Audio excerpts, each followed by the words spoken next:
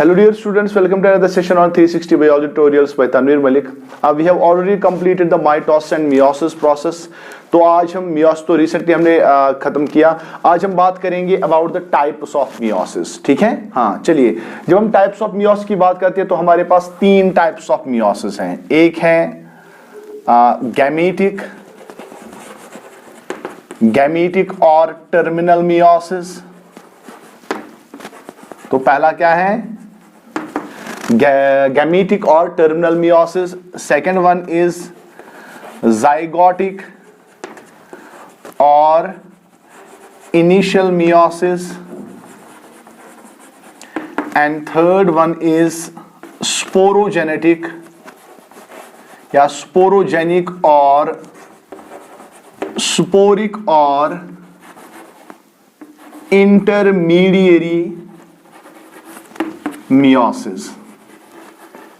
So we have got three types of meiosis: gametic or terminal meiosis, zygotic or initial meiosis, and sporogenic or sporic or intermediary meiosis. ठीक है, सबसे पहले हम बात करते हैं gametic और terminal meiosis की. ठीक है ना?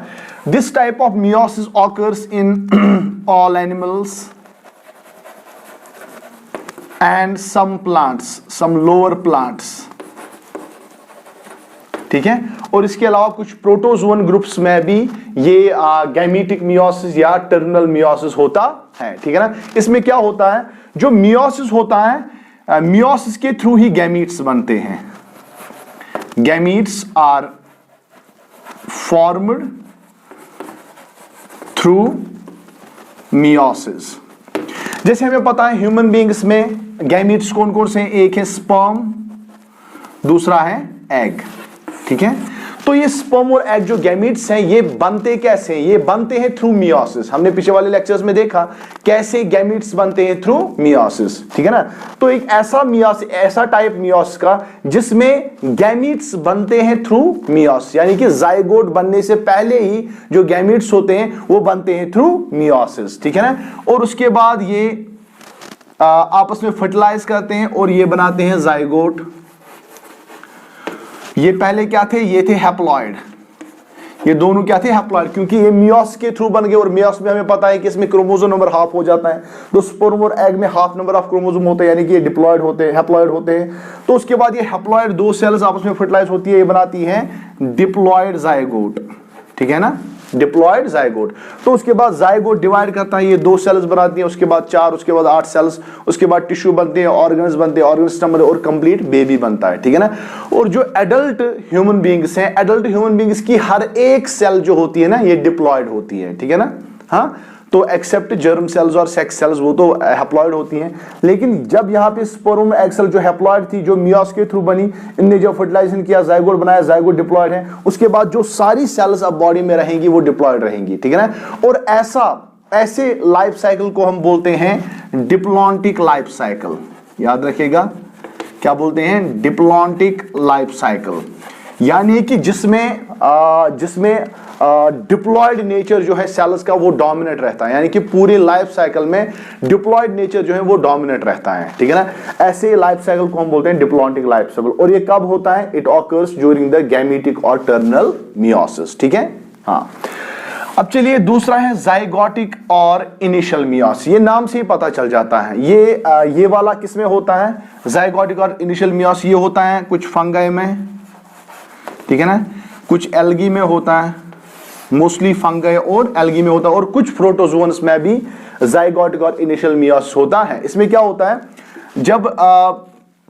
जब गैमीट्स, दो गैमीट्स आपस में मिलते हैं तो ये बनाते हैं जाइगोट. ठीक है? अब जाइगोट जो होता है, जाइगोट में मियोसिस होता है. यहां पे क्या था? यहां पे जो गैमीट्स थे वो बन गए थे थ्रू मियोसिस, और यहां पर जो जाइगोट है, जाइगोट में अब मियोसिस हो रहा है. ठीक है ना? अब जाइगोट में मियोसिस हो रहा है तो जो डॉटर सेल्स बनेगी यहां पे वो होंगी हैप्लॉइड, क्योंकि मियोसिस में क्रोमोसोम नंबर रिड्यूस हो जाता है टू हाफ. तो इसका मतलब ये हो गया कि जाइगोटिक और इनिशियल मियोसिस में जो जाइगोट होता है वही अंडरगो होता है थ्रू टू मियोसिस, और वो जो सेल्स बनाएगा वो बनाएगा हैप्लॉइड सेल्स। इसका मतलब इन ऑर्गेनिजम्स की बॉडी में पूरी लाइफ टाइम में जो रहेगा वो हैप्लॉइड नेचर डोमिनेट रहेगा, ठीक है ना। And this type of life cycle is called haplontic life cycle.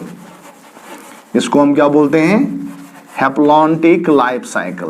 Haplontic life cycle एक ऐसा लाइफ साइकिल है जिसमें हैप्लॉइड नेचर ऑर्गेनिज्म में डोमिनेट रहता है, ठीक है ना। यानी कि इनकी सेल्स मोस्टली हैप्लॉइड होती हैं। क्यों होती है हैप्लॉइड? क्योंकि इनके जाइगोट, जब ये जाइगोट फॉर्म में होते हैं, सेल होती हैं, तो वो डिवाइड करती हैं थ्रू मियोसिस, और मियोसिस में हमें पता है डॉटर सेल्स जो होती हैं वो हैप्लॉइड होती हैं, ठीक है ना। हाँ, अब चलिए इसी तरीके से स्पोरोजेनिक और स्पोरिक और इंटरमीडिएरी मियोसिस क्या होता है हम यहां पे लिखेंगे, ठीक है ना। अब चलिए ये होता है, it occurs in all plants, ठीक है ना। It occurs in all plants, ये सारे प्लांट्स में होता है क्या? स्पोरोजेनिक और स्पोरिक और इंटरमीडिएरी मियोसिस, ठीक है ना। अब इसमें क्या होता है, इस मियोसिस में क्या होता है? जो जाइगोट होता है, जाइगोट डिवाइड करता है थ्रू माइटोसिस, ठीक है ना। और जब ये जाइगोट डिवाइड करता है थ्रू माइटोसिस, ये बनाता है multicellular, it forms multicellular diploid sporophyte. याद रखिएगा, स्पोरोजेनिक और स्पोरिक और इंटरमीडिएरी मियोसिस किस में होता है? प्लांट्स में होता है, ठीक है ना, बड़े प्लांट्स में होता है। इसमें क्या होता है कि जो जाइगोट होता है ये डिवाइड करता है थ्रू माइटोसिस। जब ये डिवाइड करता है तो ये बनाता है मल्टीसेल्यूलर डिप्लॉयड बॉडी, जिसको हम बोलते हैं स्पोरोफाइट, ठीक है ना।